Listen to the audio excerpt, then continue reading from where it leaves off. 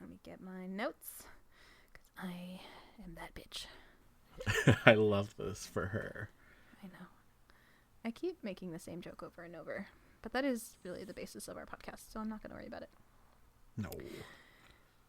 Hello and welcome back to the Fic List, everybody. Yes. Oh my gosh. It's been so long. I'm so sorry. I was caught up reading my notes and you just sprung it on me. I was like, oh shit. Whoa.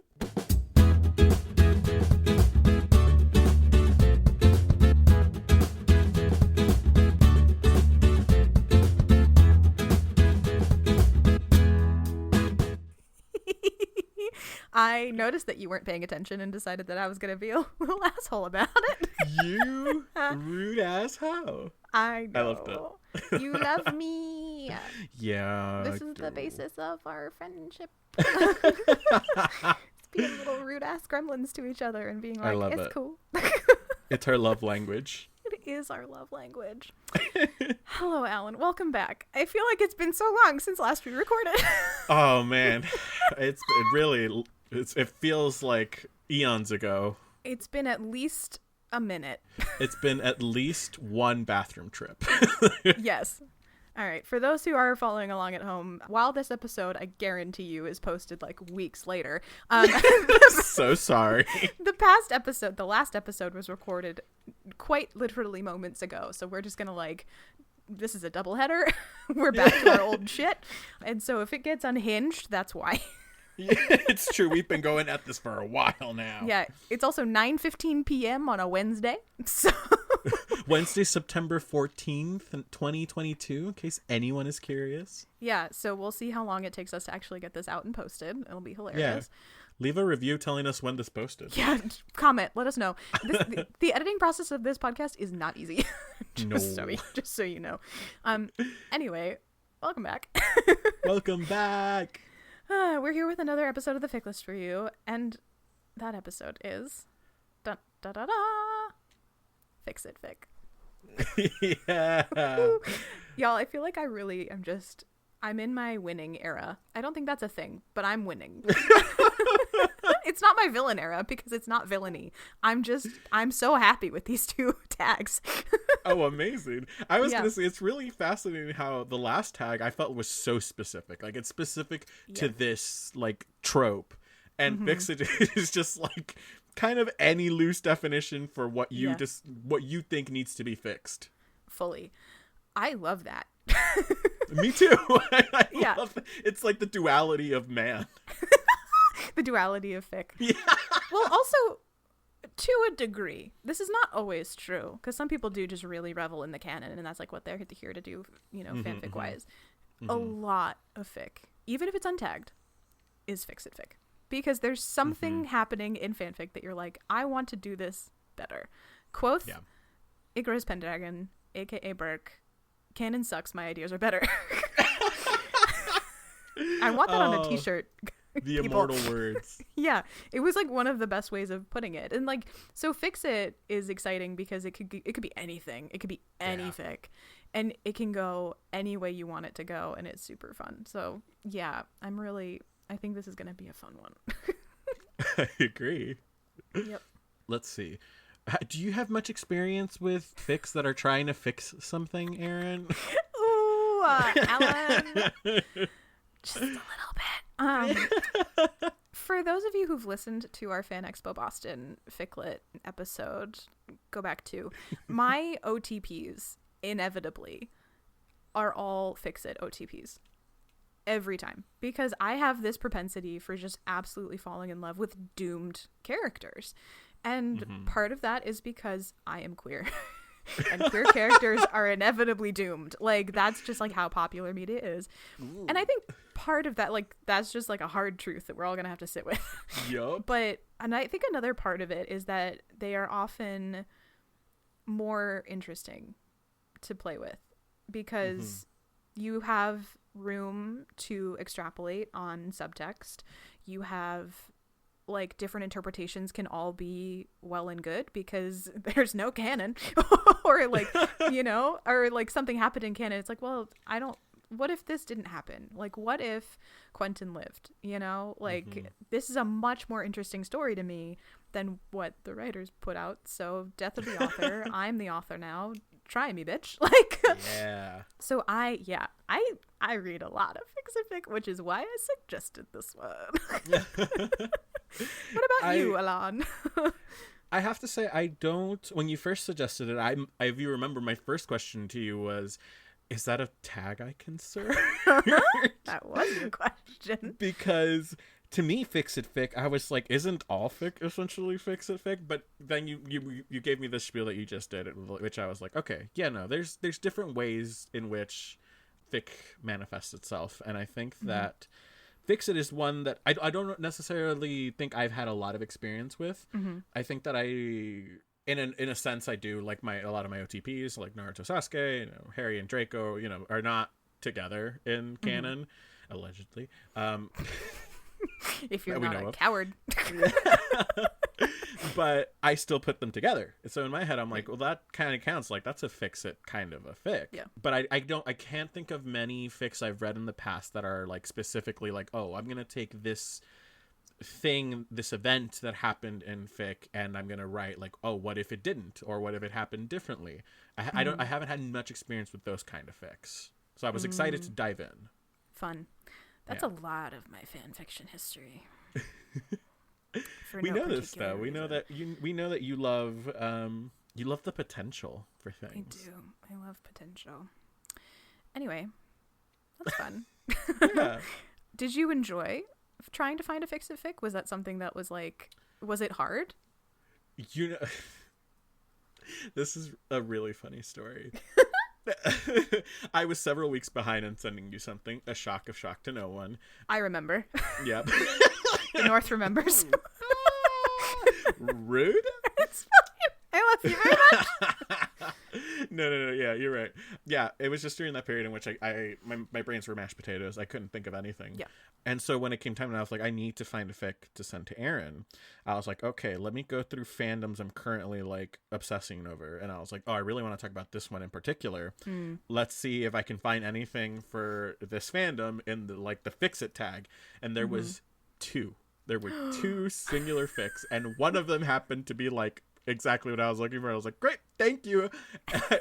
I think from the time I like sat down to search and and when it was on the Google sheet for you, I think the time that elapsed must have been like 45 minutes to an hour. Wow. It was the quickest I've ever settled on something. I was like, perfect, done. Woo.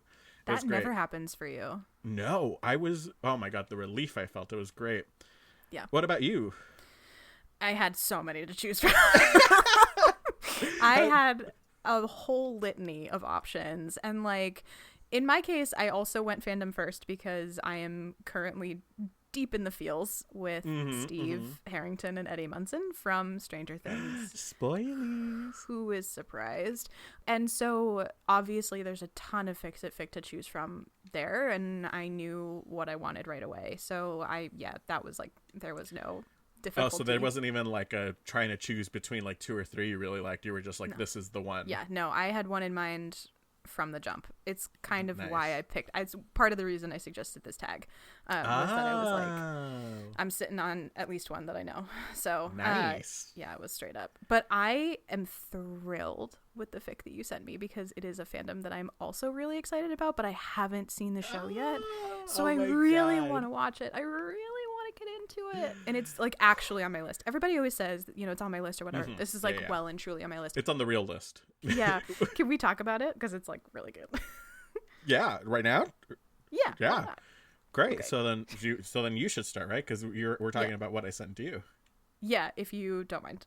No, not at all. Please. I just finished this like maybe half an hour before we started recording, which is also why I'm like, I need to get this out now because understood. I'll forget. And I'm gonna have a mental breakdown about study at the end of this anyway. So it's best to just like looking forward to it. Yeah, looking forward. So the fix it fic you sent me is A League of Our Own, the TV show. Yes. Woo. Oh my God. Oh, I Aaron. know. Alan. I watched the movie recently because I knew that the show was coming, and I was like, okay, I need to rewatch this. And also, I've been strangely into baseball because my best friend has been really into baseball this season, and so I've been just by second degree just like getting some of that love for it too. So I rewatched the movie, and I was like, oh, that's really good. I was surprised at how well it held up. I thought. I had a good time, and then I was like, okay, time to when the show came out, I was like, okay, I need to get to it at some point. It was like, again, it was on my real list, but I have trouble with TV. We know this. Yeah. And then I sat down, like, I needed to watch something to, like, I needed something on the background or something, and I was like, okay, let's put on episode 1 and we'll just watch that. And this was like during the workday. Like, I needed it on the background while I was working, so it must have been like noon, 1:30, noon, thereabouts. I put the first episode on, and then somehow 9 hours had passed. I'd binged the entire thing in one fucking sitting, and then I woke up. Yeah, and I looked around and I was like, what happened? Yeah, I was so taken by this series. Oh my god. Oh my god. I cannot wait for you to watch it and tell me all of your reactions. I can't wait. So I am a huge fan of the movie. The movie is important to me emotionally. It's like one of those movies that I saw really young, and like it's always stuck with me. It is like something that we would watch at like women's college, and like it's something I just showed my best friend this movie for the first time, and like yeah, it's like very meaningful. And like one of the frustrations that I've always had with the movie is that it really was like forced to gloss over some of the deeper issues of the time. And it is an incredible movie, and it has its place in certainly feminist film, like popular media, because it was a popular film. It's not like an art film, so like it has its place amongst the feminist canon, but like it had some deep flaws because of the way, like the time in which it came out. Like they did not talk about the intersection of race with regards to the American Leagues and all this stuff. They did not deal with queerness, and so to see this show like actively, I know that they get into it. I was like, oh man, I'm not gonna do well when I watch this show.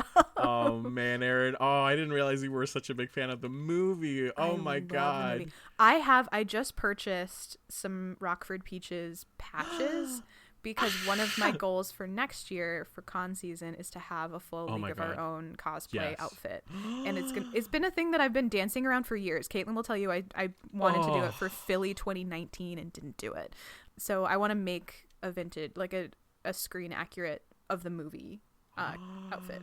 Oh my god, I'm so jealous. I'm so obsessed with their look. It's going to be so cute. It's nuts. Well, and I have been doing roller sets for so long. Like my hair, I can do my hair in rollers, and I've been doing vintage hair for a long time, that like it would just be so great. Like it would be one of those things that like I could totally pull off. So anyway, all that said, I'm totally fine if you spoil plot points for me for this, because I think most of it has already been spoiled for me via Tumblr gifs, which is fine. It just is what it is.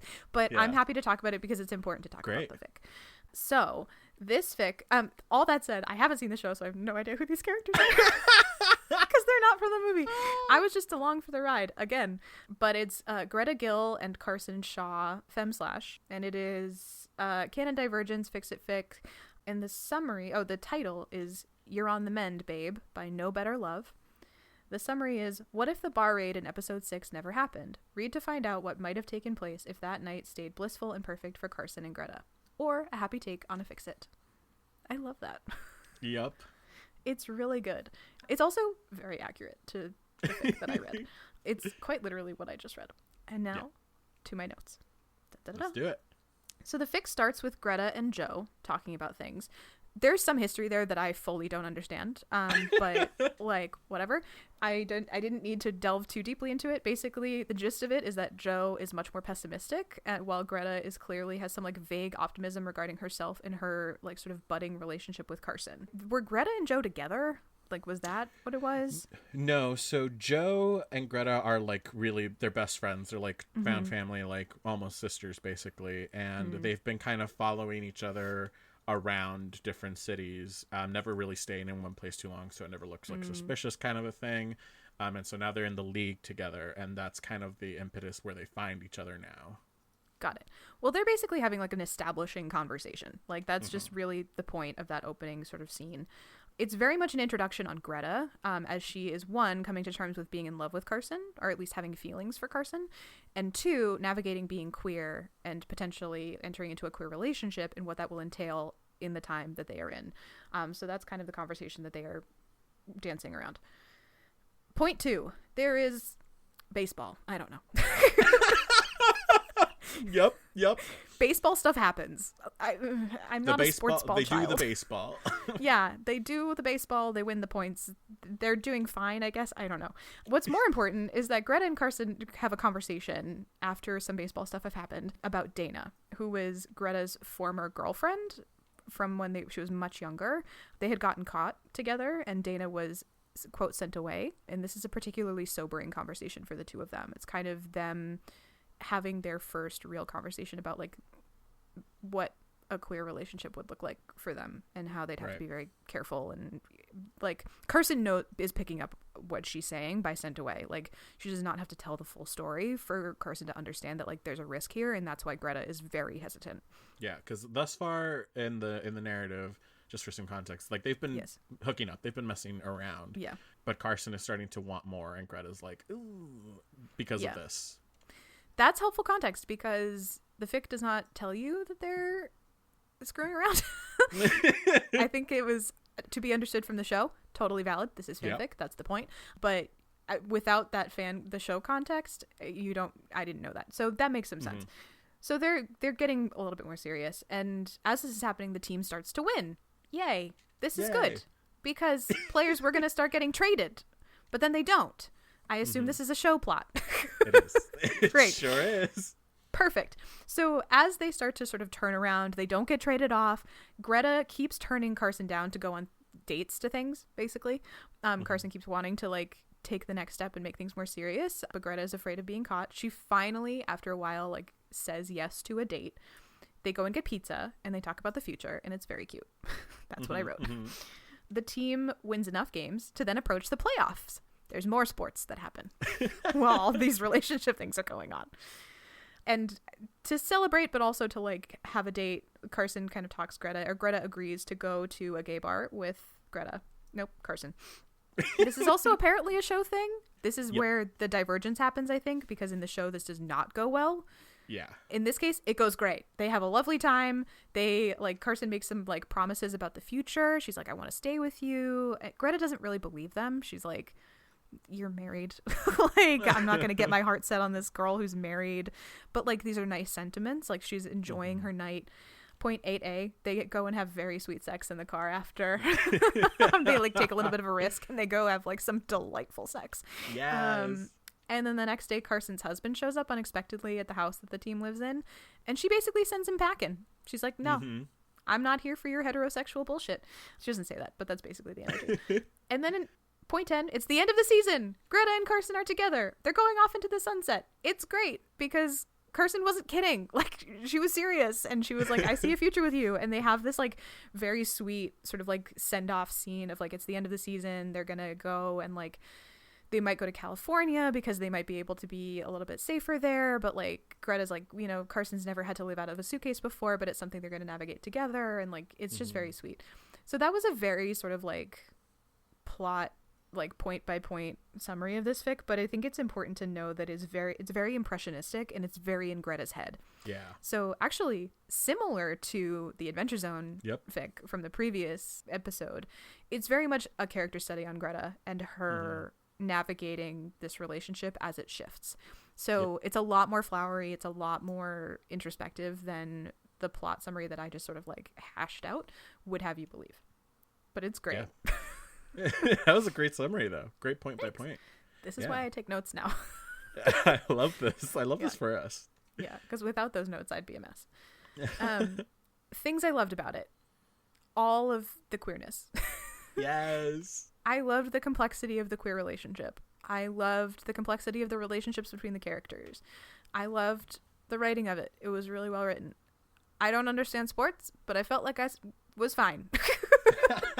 And yeah, it just was a really good, it's pretty short. It's like I think like 8,000 something words. Yeah, thereabouts. Yeah, so it's almost 9,000 words, and it's a pretty quick read.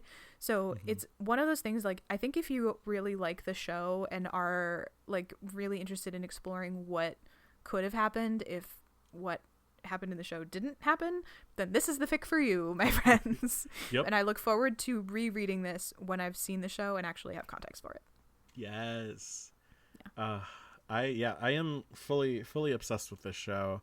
I thought it was just, God, it was by turns really hilarious and then really heartbreaking and like just so real. It was great. I really enjoyed it. And part of what I really enjoyed of this fic, I thought that it took so much from canon, like basically all of the setup, all of the stuff with the playoffs, and up until they get to that bar.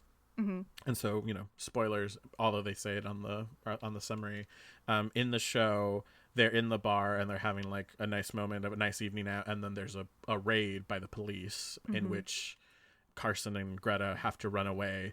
Joey, who was in the bar with them, is not so lucky, gets caught by the police, gets beat up, and then there's this whole like moment afterwards where Greta is just like immediately like, I'm so sorry, this is my fault. So it's a really like powerful episode, and to have found a fic that like talks about like what if that had not happened on that particular night was so fucking gratifying in every fucking way. I also really loved that this was a character study basically of Greta, because in the show I feel like a lot of the times I didn't always understand why Greta was doing things. Like you kind of get this overarching like motivation for her with the story of Dana and how she, you know, she's afraid to let anyone close, as if she lives her life kind of like that, like never letting herself get close or like fall in love or be in a relationship with another woman. She sleeps around, and then as soon as it feels like she's like getting strings, she bounces out of town, and that's the way she lives her life.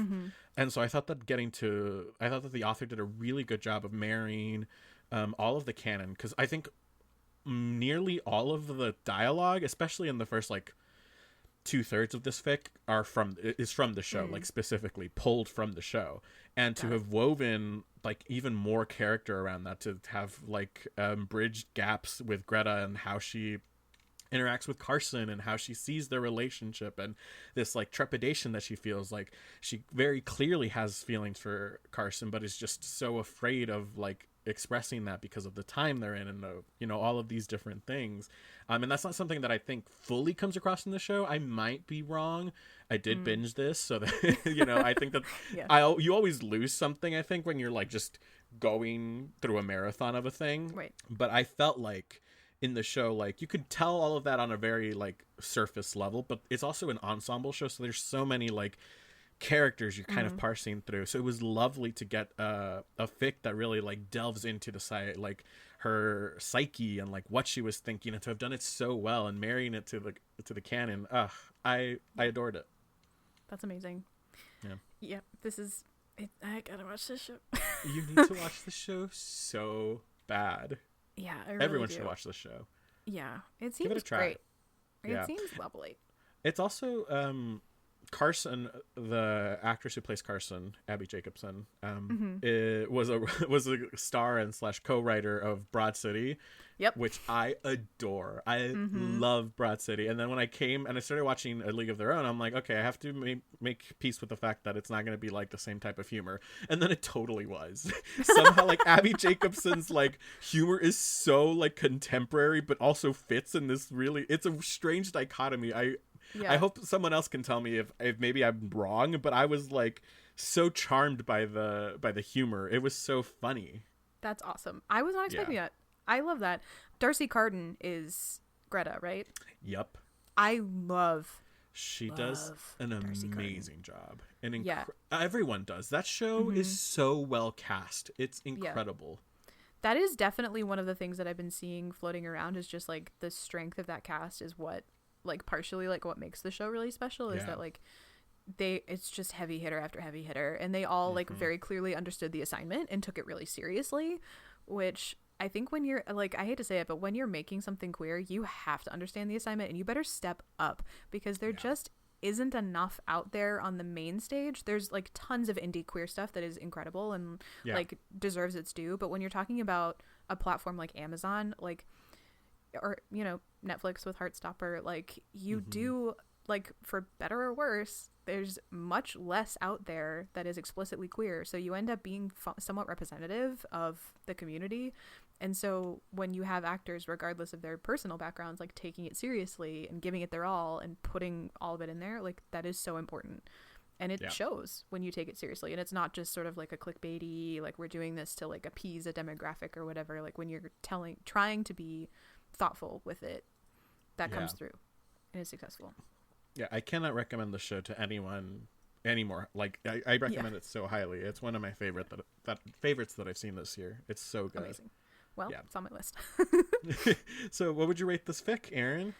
Solid. I'll give it a 4. Nice.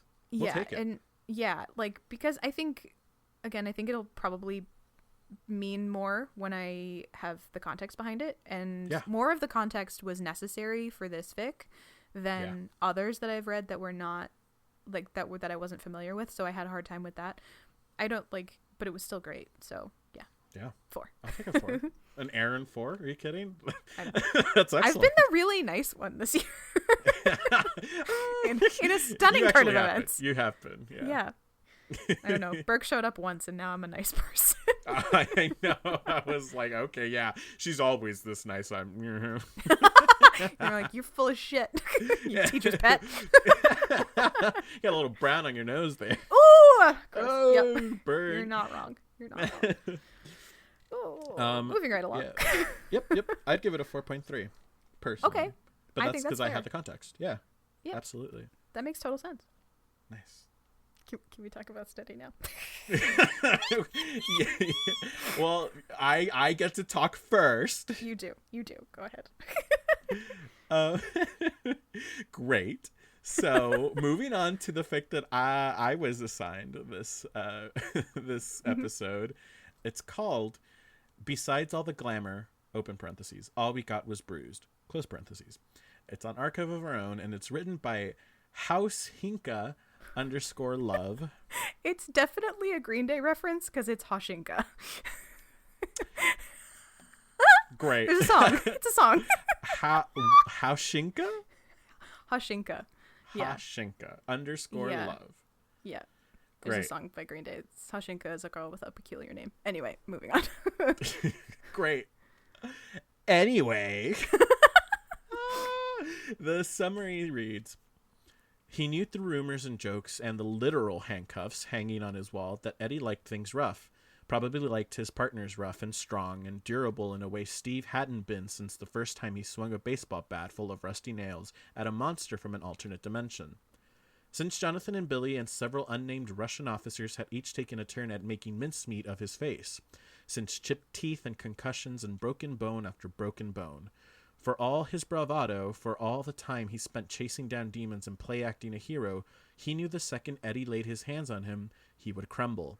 And he just couldn't live with the shame of having his chance and ruining it because he couldn't keep up.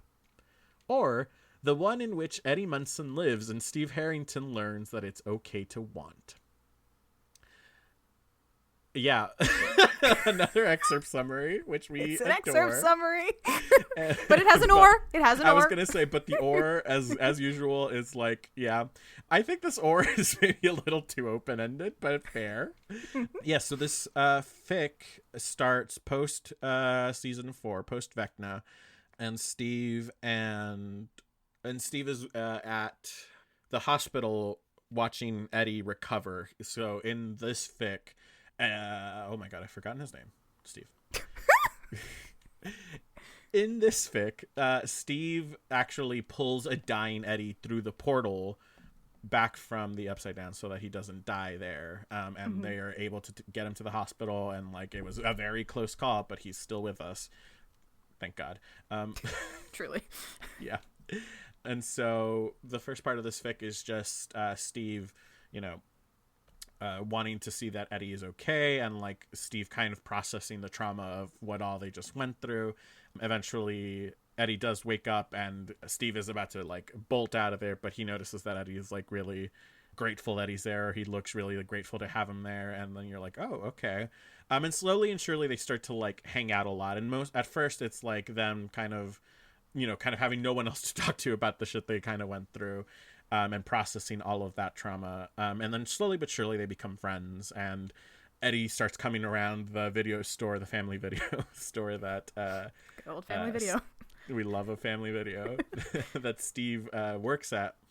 And during this time, Steve, who we find out has never been with a man, who is bisexual, has never been with a man, is starting to notice that he has feelings for one Eddie Munson, but is terrified of that because as the summary mentions, he knows that Eddie has kind of a reputation, or like maybe it's just the public opinion of him and how he presents that, you know, he would like things rough and, you know, choking and spanking, biting, all that kind of stuff. And Steve doesn't think he's able to, because of the trauma that he's gone through. He's not sure that he's able to engage in that kind of play. And so in his head, he's like, so Eddie can't ever, like, I can't ever be with Eddie because I can't fulfill his needs in that way, is the thinking that he has. But it's very clear to everyone that Eddie is very clearly enamored with Steve Harrington, and that Steve is obviously also enamored with him, to the point that Robin at one point like confronts Steve at the video store and is like, so are you ever gonna say something about it? And Steve is like, shut up. No, I will not. I live for that moment in Fic. In Steady Fic. I love when Robin's like, y'all are stupid. So good. And also, like, Robin has a quote where she says, it's definitely not like I know how scary it is to want something you think you don't deserve to have. And I was like, oh my god, this bitch just dropping truths out here like that. Oh my god. Yep. And so they've settled into this routine now where Eddie's coming over like basically every day and hanging out at the family video until Steve gets off work, and then they'll hang out at Steve's house usually. They'll watch a video, they'll get high, and then that's the evening made for them. And there happens to be an evening in which it escalates a little further, and there's some, you know, hand holding, and then there's someone on someone else's lap, and then there's some making out, and then suddenly Steve Harrington is horizontal on the couch with one Eddie Munson above him. And it is very hot. It's very like, yep, this is great, this is exactly what I'm here for.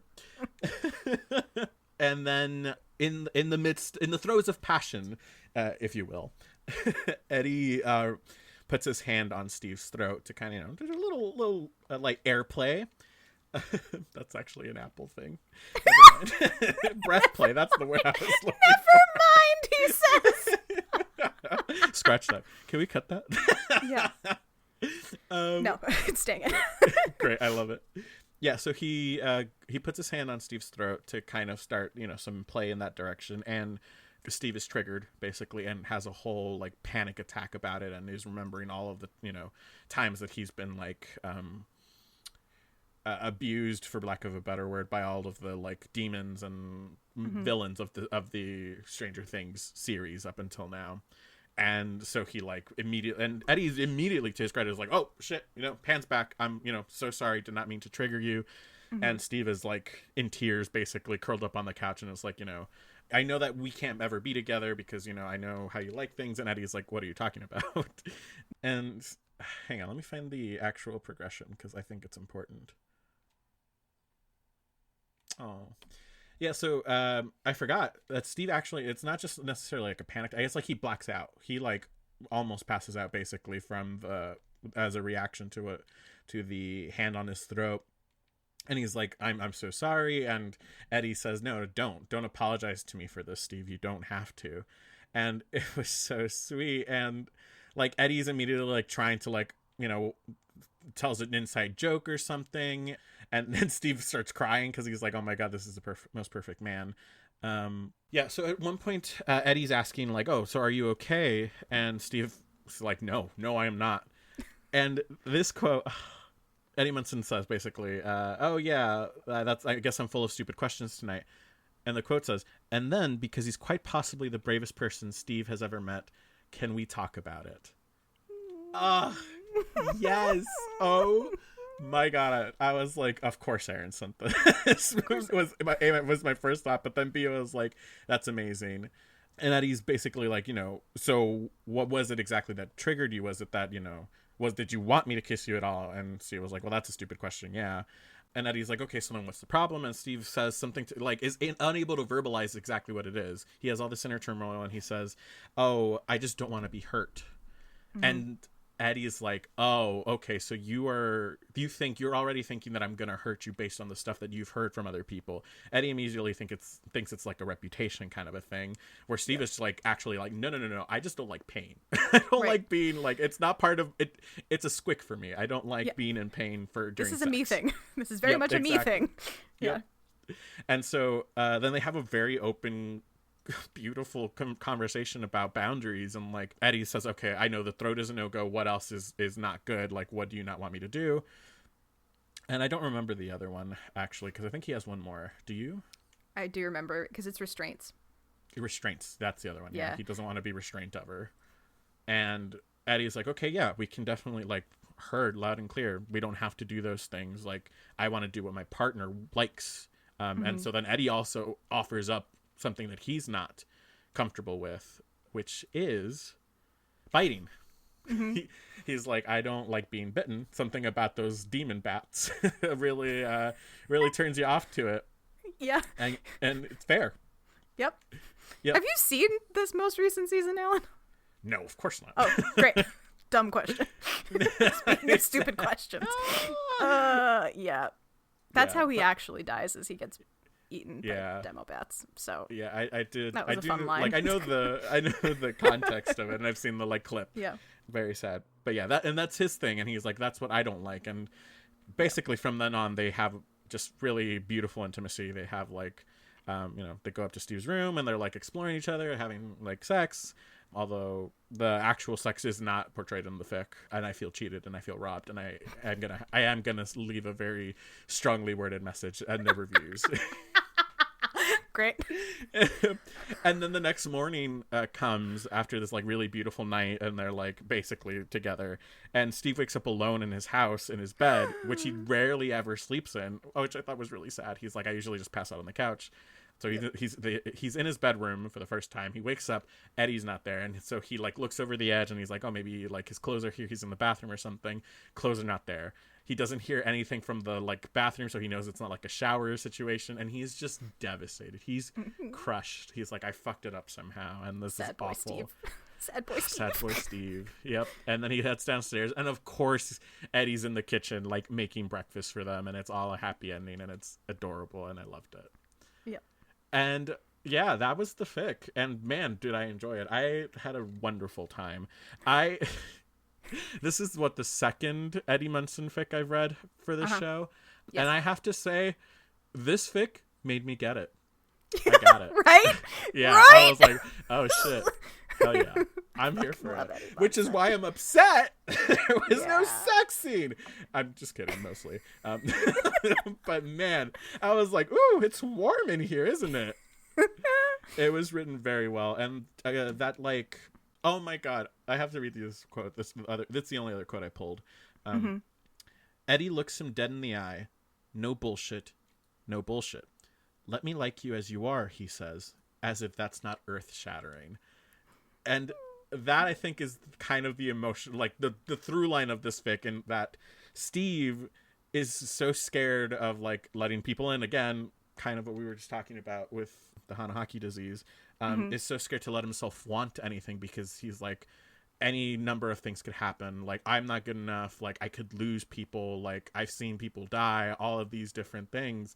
And Eddie's like, yeah, I've also seen people I care about die. Like, I've been there, but I still wanted, like, let me like you for who you are. You don't have to put up any pretentious bullshit for me. Like, I just like you. Yeah. Makes my heart happy. No. Yeah. Out of curiosity, because I'm about to go on a huge long rant about Steady, what would you rate this fic? Just like without my input in it. Let me take another gander. I think, you know what's funny? As I was reading this, there was parts where I was like, oh my gosh, they keep referencing like Stranger Things. That's what fanfic does. But yeah. like it was almost to a point that I found some parts I was like, okay, this is A, excessive, and B, inaccessible to me as someone who hasn't seen it, but I'm not the target demographic. So I was like a little like and then I got to the end and I was like, oh, I loved that. And then I got to the other fic that we talked about last episode and I was like, okay, separate issue. It's totally different issue. No, but I really, really, really loved it. And oh my god, I am a sucker for like, I don't know what it is. I think it's the overwhelming feeling I've had the last like 3 weeks of like leaving my office job and then just going to work somewhere that's like manual, just like a flower shop, a video store, a bookstore, just like a coffee shop, just something that doesn't require my mind to like be dying. It's really appealing to me. So getting those scenes in the family video, I was like, oh, loved it. Yep. So I think overall I would give it, my heart is screaming 4.3, so I'm going to give it another 4.3. Great. Would knowing that you know the author of this fic change your rating? No, I don't think so. Does knowing that the author of this fic is on this Skype call with you? Did you write this? Yeah! Oh my god, you dumb whore! I'm livid. I'm livid with you, Erin. You know what? This call's over. The podcast's done. I hate you. How dare you? First of all, you stole my multi-year nefarious plot. I did. You know what? I lied. This does change my rating. It's a 1. It's a 1. You dumb whore. I hate you. Alan, I've been planning this for weeks. Alan. I feel betrayed. I feel I hate you so much. Holy shit, Erin. Wow. Oh, of course you knew that. Of course you pointed out that fucking user and you're like, actually. Uh-huh. Oh my god. That's hilarious. Great. Oh my. What? You know what? Kudos to you for not losing it when I was like, I wanted a sex scene. Do you have any idea how hard I was like? Do you have any idea how difficult it is to write smut when you don't like sex? Oh my god. Whew. Well, congratulations, Erin. Well done. Thanks. That was a great fic. I can't believe I pulled You this off. dumb whore. I'm so angry with you. So, dear listeners, here's the saga of how we got to where we are today. I bet you're wondering, who's that girl? I believe you. So, when I very first met Alan, this was at the theater that we worked at, and I was his boss. And he was in a group of new hires that was doing a trust exercise with some toys that were laid out on the floor. It was basically like a battleship, but human battleship. And the trust was that you had to, like, the cohort that had just been hired had to lead each other using only their words through a maze that I had set up of toys on the floor. And so, you know, they get through all of them and they're all successful. And then at the end, I let the group lead me through the maze, but I gave them about 30 seconds to change it around. And I said, okay, change it, and then I'll close my eyes and you can lead me through it. And however you want to do that, it's up to you. And I'm walking through the room, right? And I'm hearing they're going, okay, take a step to the right. No, your other right. Take like a giant hop forward, but it has to be a hop. Like, no. Back up like 4 steps. Like, do a little jig. And it didn't occur to me how weird it was until way too late. And then I finally take the blindfold off my face. And there's no toys on the floor. And Alan Gonzalez Business tricked me during a trust exercise. Oh man, that story still is so funny to me. And Here's now, here was the other side. Here in the year of our Lord 2022, Alan gets his comeuppance, you bitch!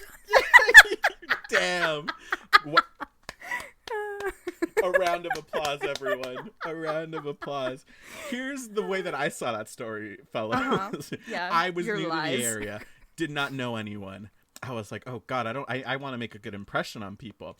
And so there was 7 of us in a room, and then Aaron would grab us one by one, a la Hunger Games, and take us to the playing field, and where at first Aaron and then other people of the other apprentices were like moving us through the space.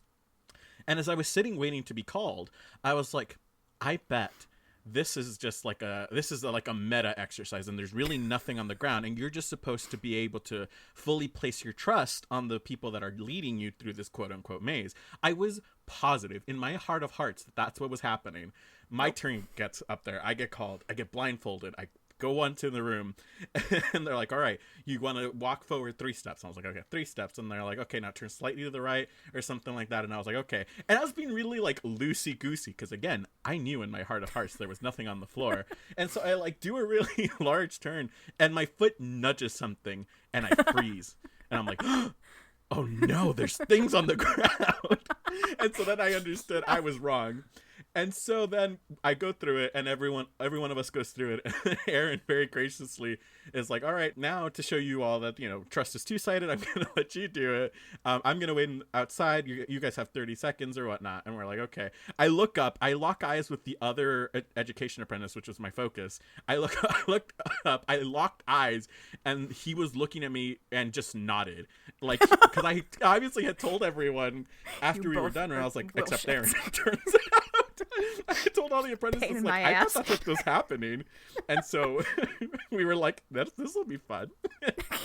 And then it was. Son of a bitch. Oh, man. So then, earlier this summer, I fell in love with one Eddie Munson. And I started projecting a lot of my feelings on Steve Harrington. And Steve Harrington, therefore, fell in love with Eddie Munson. I cannot believe. Oh my God.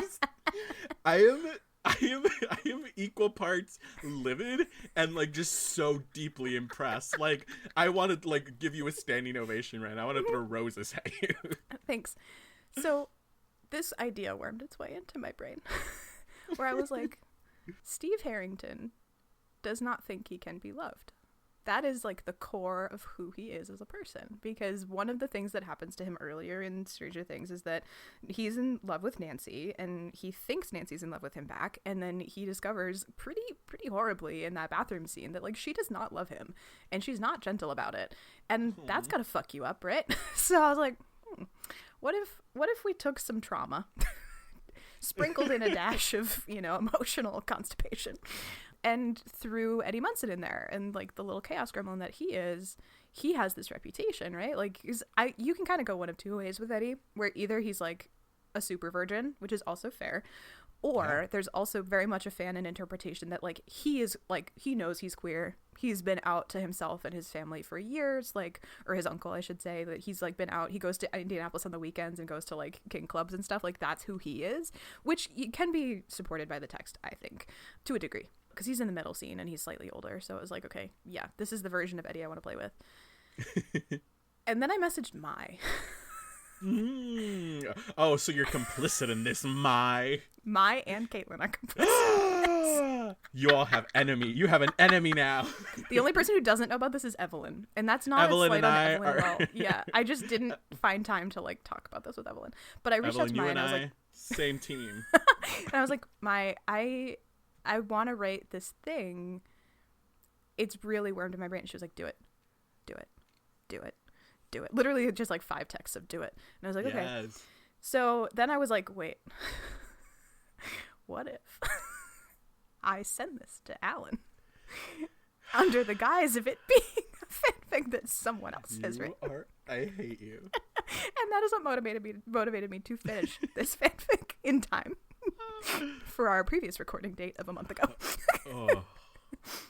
So yeah, that's the story of how it all got to this point. You said some lovely things about my fanfiction. Good. I'm glad. And I meant them. I know you did. Well, I think it's so obviously it's a different context to talk about a thing that I wrote, and obviously I have a different interpretation of it because it's interesting. What is really fascinating is that some of the things that you pointed out as like plot points, I was like, oh, that's not really what I intended with that scene, or like that wasn't what that line. Yeah, that wasn't really that moment of like, I think it was like, you know, Steve like backs up and he's like, oh, he's like the perfect man or whatever. I was like, whoa, that's like not at all what I thought Steve was thinking in that moment. I thought Steve was so wrapped up in his own self-hatred that like he couldn't even process someone caring for him through this moment. So it's fascinating that that's how that read to you. And I love that is how that's a really interesting like exercise in like authorial author's intent and like our interpretations of it. And I am so stoked that you felt safe enough to share that with me and the rest of the world. Yeah, truly. Well, I also had to make a burner AO3 account because this is not my main AO3 account. If you didn't think that, I immediately went to that profile. Yeah, there's 0 bookmarks with this profile. Yeah, that's for a reason. So yeah, that was also part of it, is I had to put a request in for a new AO3 account like 3 weeks ago to make this happen. However long ago it was. And post it and all that kind of stuff. But I think what I was really interested in the dynamic between the two of them, like Steve is very much my proxy, right? So like I struggle with a lot of that sort of like, this is going to be my emotional vulnerability moment. I struggle as particularly an ace person, but also somebody who just like struggles with physical touch a lot. I really like projected like hell on Steve in this fic, being like, well, then what do I have to offer, right? Like how do you have a relationship with someone when your needs don't align, or like your like who you are doesn't align, like sitting in that sort of discomfort of it and really getting in your own head about it, and then just wanting somebody to come along and be like, let's talk about it. Like stop. Let's like, so hey, powerful, really powerful. I like you for you, and B, like I got my own shit to work through. We're gonna talk about this like adults. And like that was what I wanted to write. I'm sorry the sex scene was so unfulfilling for you. No, it's okay. I just wanted more. God, I'm so angry. This was the fic that mentioned Mai's username, of course. Yeah, I did really have to bite my tongue on that one. I was like, does it? Weird. Wild. Funny that happened in that fic. Was it? I think it was the Pantolin one. That makes sense. Every like, I'm going back to the fic and I'm like, oh, duh. Yeah. Duh. I knew that it was going to be a surprise to you, but there was about 10% of me that was like, he's going to pick up on it, because so much of this is so clearly a fanfic that I like.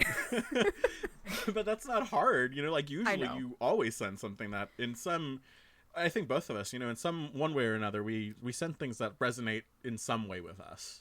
Yeah, that's fair. I guess part of it was that like there were a couple of tells that like I know, like that I picked up on. Mostly the like, can we talk about it? The like communication thing.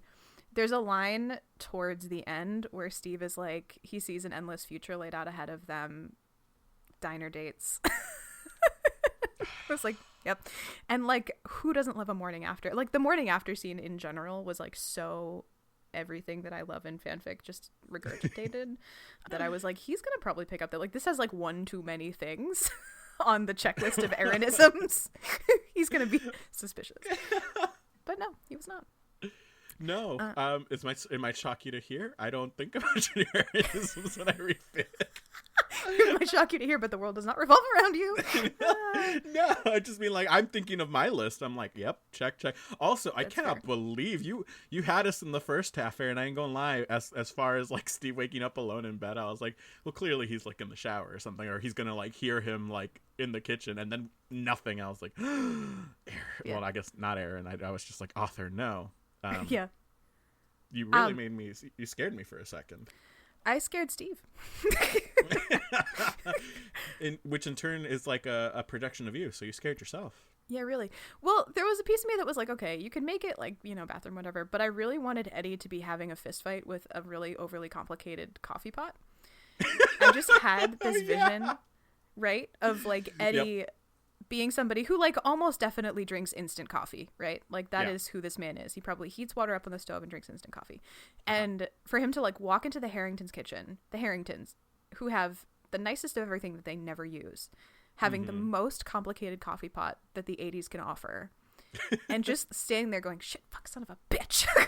Like, I just want to do something nice for Steve and I fucking can't figure it out. Like, what the shit? And once that image was in my brain, it had to happen. Yeah. The rest of the fic was just a vehicle for that moment. Pretty much.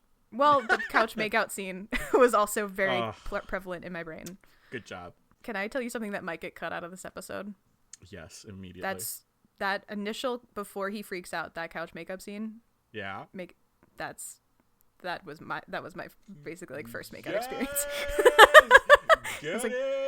I'm pulling this straight from experience.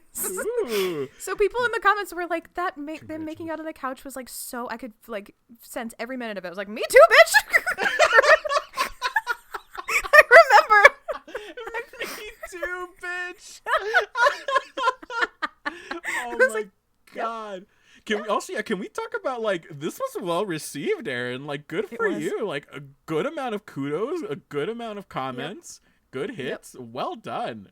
I was shocked. So I kind of I was like, people in the steady fandom are like very voracious readers. There's a very big culture right now on TikTok of sharing fic recs, specifically with steady. Like, it's a very fic oriented fandom, and so I was like, there's a good chance that this will pick up some traction and that'll be cool, but I was not expecting nearly as many as I got, which was really, really fun. And I really love, so you can see when people add bookmark notes if they're public. So some people wrote some like really nice shit in the comments, and then other people made these like incredibly unhinged bookmark tags. I love that. I almost like the bookmark tags like more to a degree, because it's people's like real, just like they did not think that I was gonna see it. Yep. What, do you have really some of the highlights? Do you remember any? Let me find them, because I think they're just like public in general. Nice. So a couple of people added them to their own collections, which was really sweet. So it was like, you know, steady fics I really loved or whatever. That was really nice. So cute. Worm safe good. Gah! Do not. Amazing. Love that one. Where's the good one? Oh, there was one that just like sent me. I sent it to Caitlin because it was just so fucking funny. Finger tingles, tears in my eyes, good lord. That was one that sent me. Because I also get finger tingles with really, really good fics, so I was like, yes. Really? Understand me. Yeah, I usually feel angst in particular in my hands. Whoa, that's so strange. I've never heard of that. Yeah, so we'll talk about that when we talk about one. But okay, go. But it's like a thing. Yeah, it's a thing that people who are really into like the angsty stuff, like sometimes that does happen where it's akin to ASMR. It's like a physical sensation. Like a physiological response. Yep. Interesting. So I get it in my hands. Yeah. And people sometimes get it in their hands, they get it in their arms, they get it in their chest. I mostly see it in my hands. I'll have to pay attention the next time I go through that, but I'm also made of like glass, and anything breaks me, so maybe... Glass bones and paper skin. Yeah. Oh, that's amazing. Yeah. So do you want to say more nice things about my fic? Because I'm really reveling in the validation right now. I just can't believe you pulled off a bigger plot twist than M. Night Shyamalan. I hate you so much. And I'm just so in awe. Oh my god. Congratulations. Wow. I think we can end the show just outright. I don't think anything's going to top this episode. We never have to do it again. Oh my god. Man. And the best part is, like, if you're just tuning in for this episode only, please know that, like, this was Alan's plan to do to me. Oh my god. I'm so angry with you. Has been for a long time. You also know the like, listeners, you know that the thing that would happen if I had done this is Aaron would have torn me to shreds. And then I would have been like, true. Aaron, do you want to, would your rating change if you knew that the person who wrote this was on the Skype call? Just tears. Well, yeah. I mean, It was really fun. That was a really fun experience for me personally.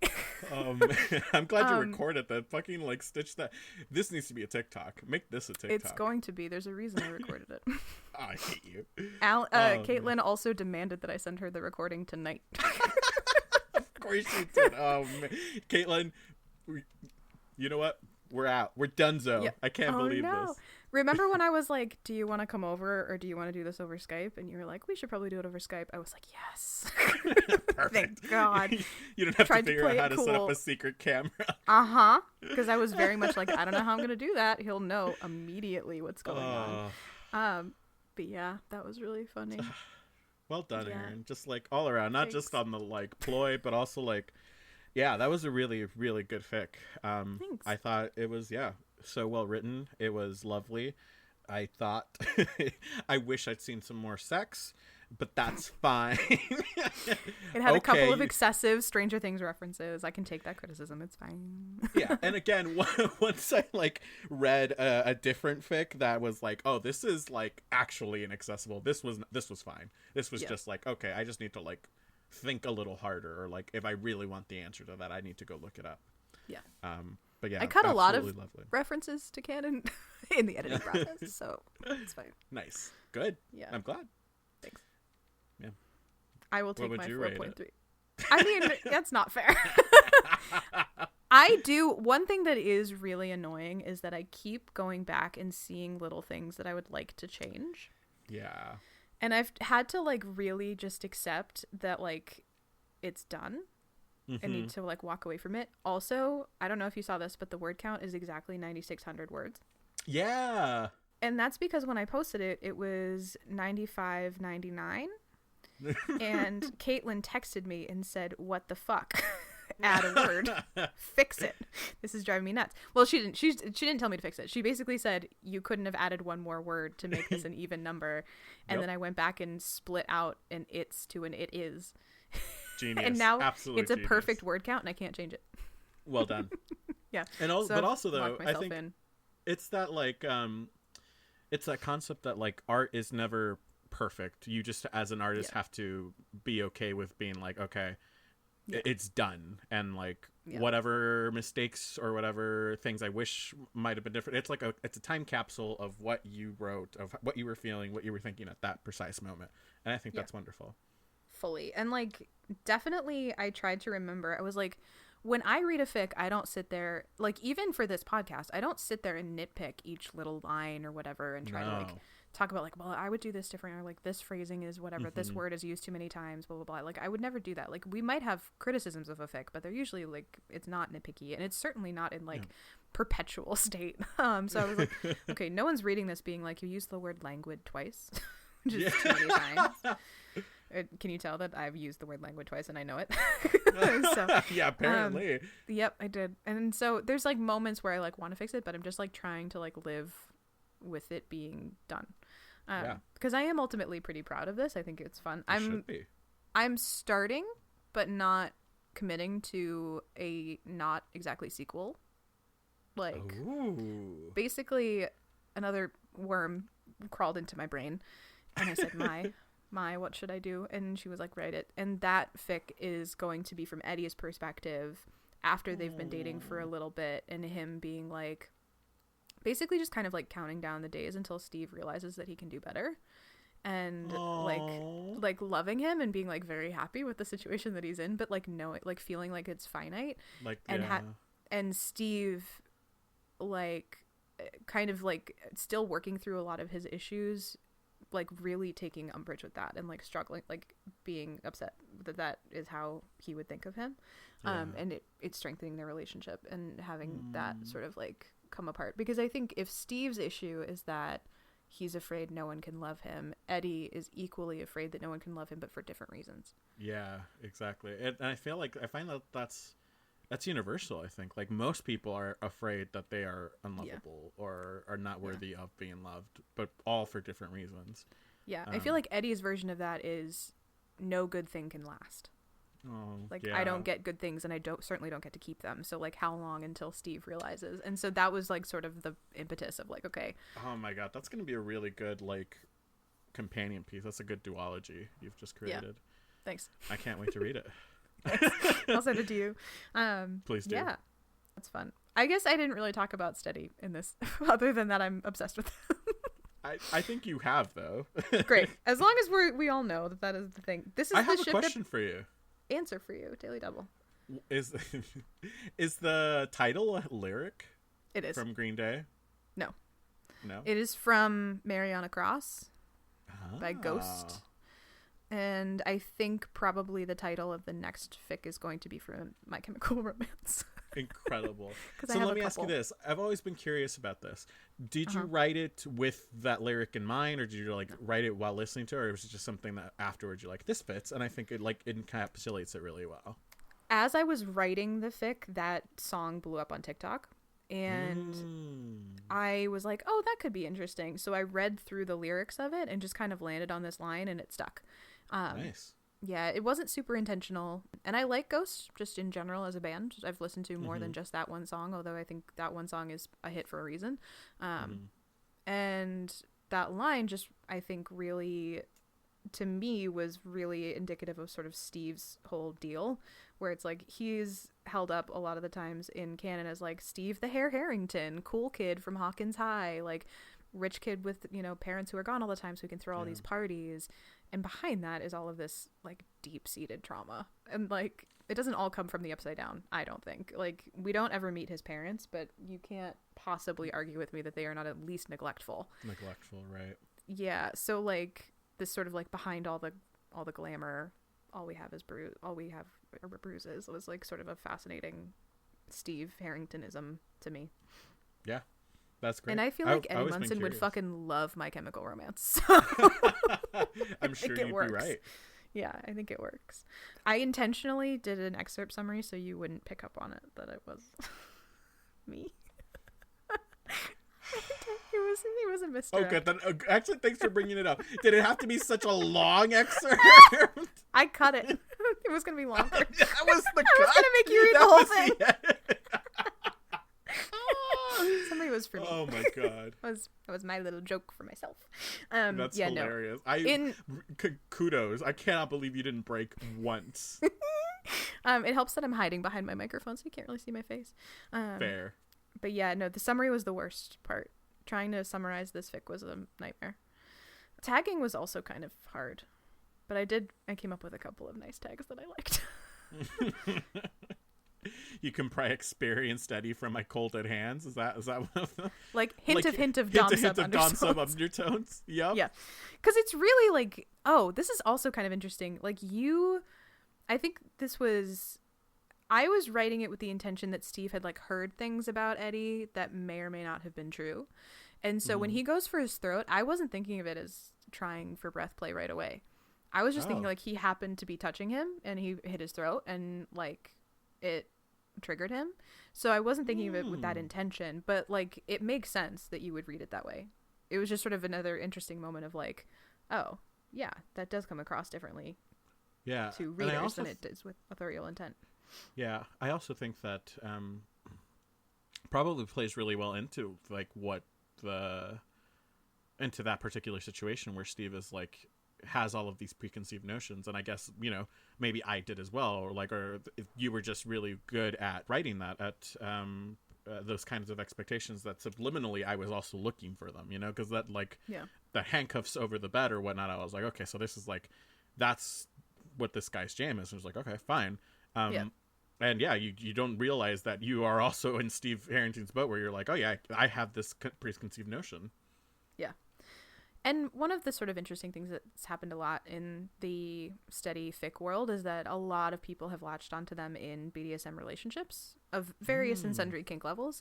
And I wanted to play with that a little bit because I think there are a lot of really great fics about Steve sort of navigating pain play as a way to process trauma, which is totally fair, totally valid.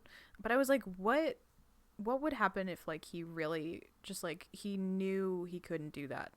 Like he knew that was not on the table for him, and like what does that look like in a situation with somebody who like that it has been a part of their background before, and how do you navigate that sort of discrepancy in desire or interest? And it's not even to me really a discrepancy. I was like, in my heart of hearts, Eddie Munson is a service top. Yep. Yeah, that so which I haven't loud and clear. Yeah, and so I was like, Eddie doesn't really care. Eddie just wants to like have good sex with you, and so like, great, let's make this work however it works. When you were like, what's the other thing that Steve doesn't want? I was like, it's bondage. Definitely bondage. And I was like, this is hilarious. But yeah, this is so fun. I don't even know really where to go from here because this is just such a fun episode that I don't want it to end, but also we definitely have to wrap this up. Yep. So Aaron, where can people find us, find more of our beautiful voices and shenanigans? Well, you can find me on Cloud 9 because this is the greatest day of my life. I hate you. Oh my god. And you can find Alan I'm deeply shook in like a way that I'm like, holy shit. The revelations that have come out tonight. I love this. So we are available wherever your podcasts are carried. We have a website. It's theficlist.com, and then we're on Spotify, Apple, Audible, iHeartRadio, probably a bunch of other sites, SoundCloud. We are available via the TikTok. We have a presence on the TikTok.